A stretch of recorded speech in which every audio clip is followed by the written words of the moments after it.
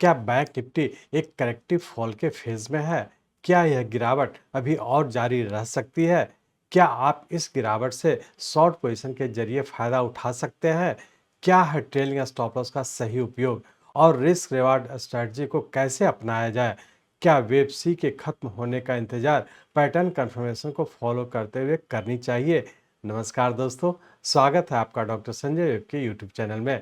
दोस्तों, आज मैं doctor Sanjay Sinha, technical analyst working on your web since last 29 years. Start करने से पहले मैं समझता हूं कि आप लोग निश्चित रूप से डिस्क्लेमर को अच्छे से देखकर पढ़कर समझ लिए होंगे। इस चैनल पर दिए गए सभी कंटेंट एजुकेशनल पर्पस से बनाए गए हैं और इसका उद्देश्य किसी भी प्रकार की एडवाइस या रिकमेंडेशन करना नहीं है। हम सेबी रजिस्टर्ड फिनेंशियल एडवाइजर नहीं हैं, इसलिए हम आपको स्ट्रिक्टली सलाह देते हैं कि अपने प्रोफेशनल के कंसल्टेशन के बिना आप कोई भी डिसीजन, फिनेंशियल इन्वेस्टमेंट, ट्रेडिंग या कुछ भी ना करें। कुछ भी प्रॉफिट या लॉस होता है तो उसके लिए रिस्पॉन्सिबल आप खुद होंगे। पिछले हफ्ते जैसा कि हमने पहले फोरकास्ट किया था, बैंक निफ्टी ने अपनी करेक्टिव फॉल जारी रखी है।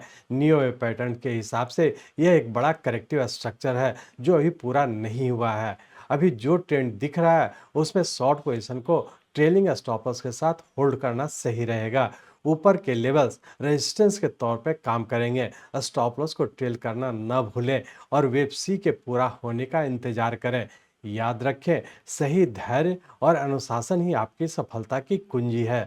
आइए इसे स्टेप बाय स्टेप समझने के लिए चलिए हम लोग चलते हैं बैंक निफ्टी के रियल टाइम चार्ट पर। ये बैंक निफ्टी का हम लोग का डेली चार्ट है और इस डेली चार्ट में हम लोग देख रहे हैं कि हम लोग का 26 सितंबर 2024 को हम लोग का एक 13th वेव के फॉर्म में एक इम्पल्स वेव कंप्लीट किया था और इसका यहाँ पे हम लोग का वेरी शॉर्ट टर्म का पैटर्न कंफर्म किया था। ये इंडिकेट किया था कि यहाँ से हम लोग करेक्टिव फॉल में इंटर कर चुके हैं, जिसके तहत हम लोग यहाँ पे देखे थे कि 26 सितंबर 2024 के बाद नीचे 21 नवंबर 2024 तक के करेक्टिव फॉल ए, बी और सी वेव जो कि एक जिगजैग पैटर्न में कंप्लीट किया, तो उससे बड़े टाइम फ्रेम का हमारा ए वेव हो गया और इसका यहाँ से हम लोग पुनः एक करेक्टिव राइज में इंटर किए थे जो कि बी वेव के फॉर्म में इस पॉइंट पे पूरा किया और इसका सबऑर्डिनेट वेव हम लोग का एक जिगजैग पैटर्न में कंप्लीट किया था। इस तरह से हम लोग कह सकते हैं कि 26 सितंबर 2024 से लेकर के 21 नवंबर 2024 तक का ए वेव का फॉर्मेशन कंप्लीट किया और यहाँ से फिर से हम लोग बी वेव के फॉर्म में इस पॉइंट पे पूरा किया जो कि 6 दिसंबर 2024 को हम लोग का इस पॉइंट पे कंप्लीट किया। ये हमारा बी वेव हो गया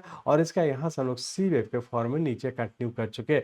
इस तरह से हम लोग कह सकते हैं कि यदि 26 सितंबर 2024 की बात करें तो यहाँ से हम लोग का एक फ्लैट पैटर्न का फॉर्मेशन हुआ जिसके तहत नीचे का 3, 3 और 5 इस तरह से हम लोग का एक फ्लैट पैटर्न के फॉर्मेशन हम लोग करेक्टिव फॉर्म में इंटर किए हुए हैं, जिसके तहत सी वेव के फॉर्म में अभी भी नीचे कंटिन्यू है। यहाँ पर टाइम साइकिल की बात करें तो टाइम साइकिल के तहत हम लोग ये कह सकते हैं सितंबर से लेकर अभी तक जो नीचे कंटिन्यू है, जिसमें कि रफली हम लोग का 78 डेज का टाइम लगा है और जैसा कि आप लोग जानते हैं कि मीडियम टर्म हम लोग का रफली 6 मंथ्स का होता है, जिसमें कि हो सकता है कि 89 डेज के आसपास नीचे कहीं ना कहीं पूरा होने की संभावना है। तो हम लोग ये कह सकते हैं कि मीडियम टर्म हम लोग करेक्टिव फॉल में अभी भी नीचे रहने की संभावना है। शॉर्ट टर्म की बात करें तो शॉर्ट टर्म भी हम लोग का इस पॉइंट से नीचे कंटिन्यू किया है जो कि 6 दिसंबर 2024 से नीचे की ओर कंटिन्यू किया है।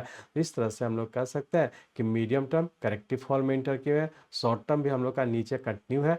वेरी शॉर्ट टर्म और शॉर्ट टर्म की बात करें तो हम लोग ये कह सकते हैं कि अब बी वेव के बाद जब नीचे की ओर कंटिन्यू किया तो इसका सबऑर्डिनेट वेव किस पैटर्न में है और आने समय क्या होने की संभावना है। तो इसके लिए हम लोग इस डेली चार्ट को कन्वर्ट करते हैं आवरली चार्ट में।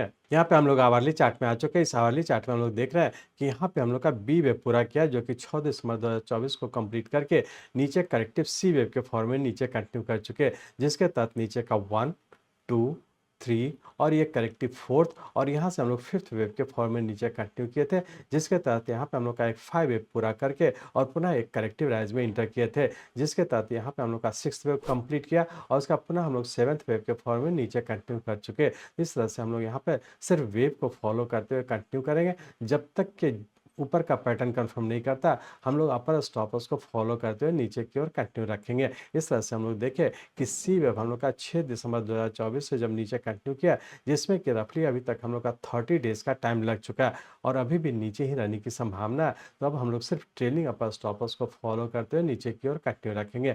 जैसा कि आप लोग देखे थे, जब हम लोग नीचे की ओर कंटिन्यू किए थे तो हम लोग का फर्स्ट अपर स्टॉपर्स था 53,800 का, जबकि उसके बाद उसके नेक्स्ट वीक हम लोग का फर्स्ट ट्रेलिंग अपर स्टॉपर स्टॉप लॉस हो गया 52,400 का।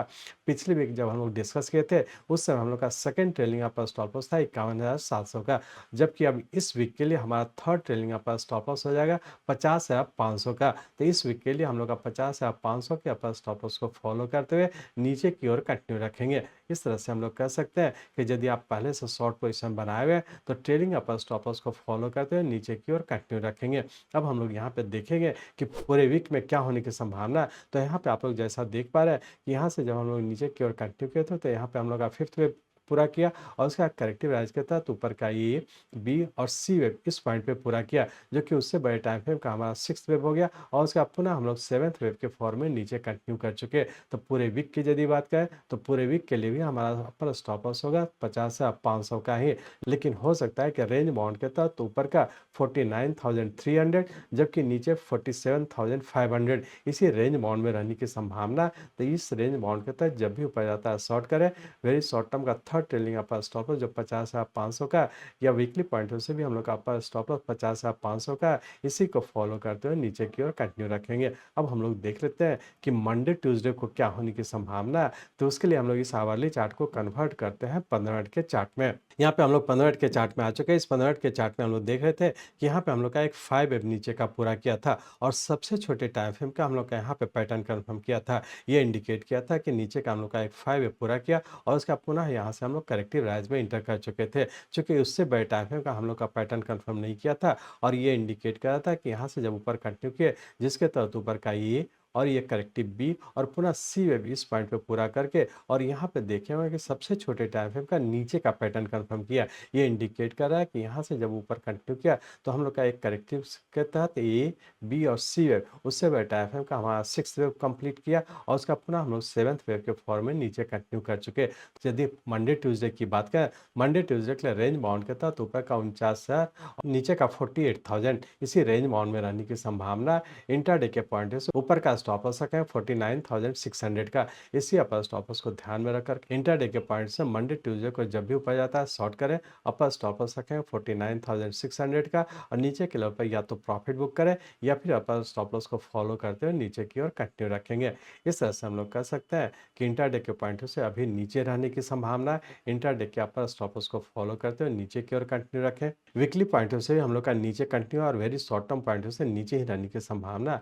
तो अकॉर्डिंगली जिस टाइम फ्रेम का अपडेट करना चाहते हैं उसी टाइम फ्रेम के स्टॉप लॉस को फॉलो करते हुए नीचे की ओर कंटिन्यू रखेंगे। अंत में मेरी सलाह है, फर्स्ट, पहले से मौजूद ट्रेड्स के लिए ट्रेलिंग स्टॉप लॉस का इस्तेमाल करें।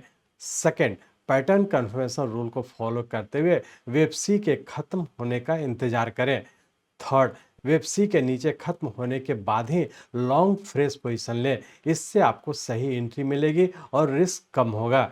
थैंक यू दोस्तों, आपने वीडियो देखने के लिए समय निकाला। हर एक मूव पर अलर्ट रहना ट्रेडिंग का एक हिस्सा है और मेरा यही एम है कि मैं आपको हमेशा अप टू डेट और इन्फॉर्म रखूं। मिलते हैं अगले वीडियो में एक नए एनालिसिस के साथ, तब तक के ट्रेड सेफ, स्टे अलर्ट।